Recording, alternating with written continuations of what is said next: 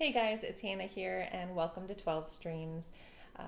Please don't forget to give this video a like and to subscribe because that helps us move forward with what we are doing here. I would love to hear if any of you have started some kind of income stream yet, or if you have thoughts on things that you're going to do. Of course, please use the hashtags available if you intend to post anything about your income streams. I'm not alone here. Sorry if I'm occasionally looking off to the side. Someone's having a snack. So please feel free to, just keep us updated. I'd love to hear what you guys are doing. Today, I wanted to go ahead and discuss passive versus active income streams.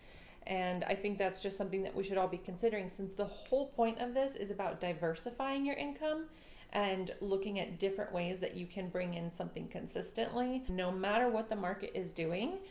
Having different areas, having your hand in different pies, I guess, so to speak. Personally, I like some apple over here and some blueberry and pear pie. That's something I make a lot of. Pumpkin, of course. I'm really hit and miss if I do well in making a pumpkin pie, but I do enjoy a good one. So anyways, the whole point is, ensuring that we have some stability, and part of that is diversifying our income. And so when we're thinking about having passive income streams versus active income streams, I would love to have a balance of the two personally, and I think that is worth going for. This is my first, hopefully, income stream. Obviously, as I'm recording this stuff, there's no income, but the goal is for this to be an income stream, is this channel. And I have to actively work on it in the hopes of getting some passive income from previous videos. So there really is a lot to think about. And, as far as what counts as passive income, I can't say like, oh, a YouTube channel is passive income because I'm just getting revenue on all those videos and stuff.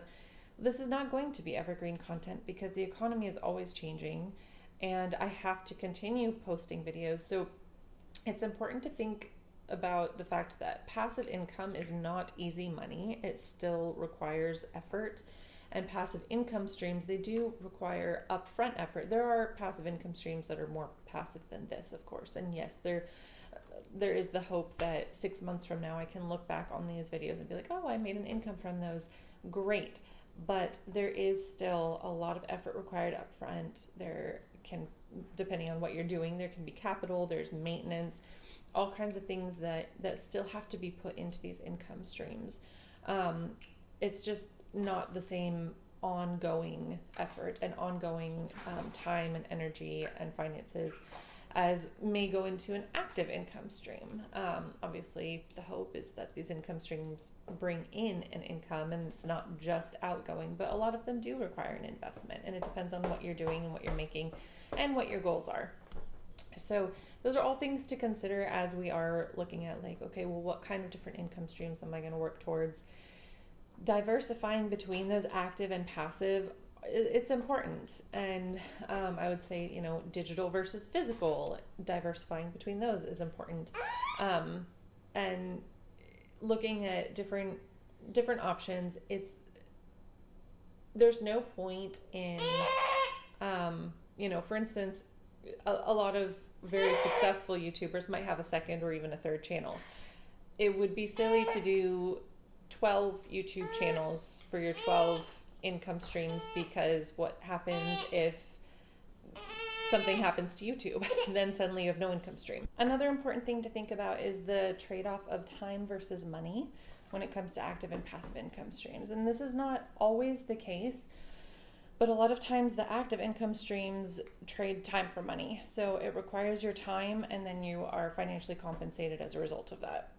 Whereas passive income streams often trade money, skill, or upfront work for the long-term returns. Like freelancing versus rental income. Okay, freelancing, I am doing all of this and getting financial, I am doing all of this work and I'm being paid and compensated accordingly.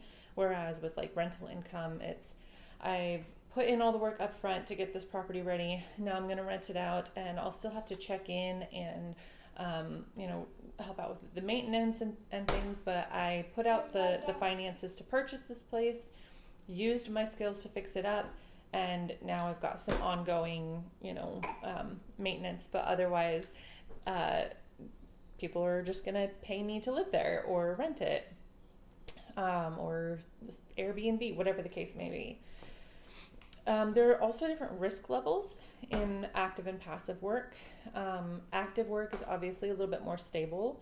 This, like if you just have a job elsewhere, that active work, you are getting an hourly wage for it. Now here, if you are starting your own income, you might not at first from it, or it may still be pretty volatile and you're not sure exactly how much you're going to get as you are starting up. But with passive income, it can be very volatile. So again, using the example of like a YouTube channel, this video that I'm posting right now, when it first comes out, might make me $20, and then in next month $10, and then the next month $13, and then the next month $5. You really never know. It just kind of depends on trends. So that's an important thing to think about. Digital products in general can be very volatile, but obviously when you diversify that and what the market is doing, that can impact all of it. Another thing is scaling potential, and passive income streams can scale without proportional increases in time, whereas active income usually requires more hours worked or more effort or more financial input, whatever the case may be, depending on what the income stream is and what you're doing. Passive income streams tend to be able to scale a little differently. Like, let's say eventually I want to turn this channel, I haven't thought through all this, all right, this is not the plans, this is just thinking. If I want to create a bunch of ebooks, if I want to write an actual book, if I want to create digital courses, all kinds of things like that, they're pretty easy to scale. Whereas if I started a school and I wanted to do those courses, like I would actually have to do those courses. I'd have to actually like be teaching students. So they're just like a lot of different considerations in that front, as far as how to scale your different income streams. And then, of course, which type fits your lifestyle the best.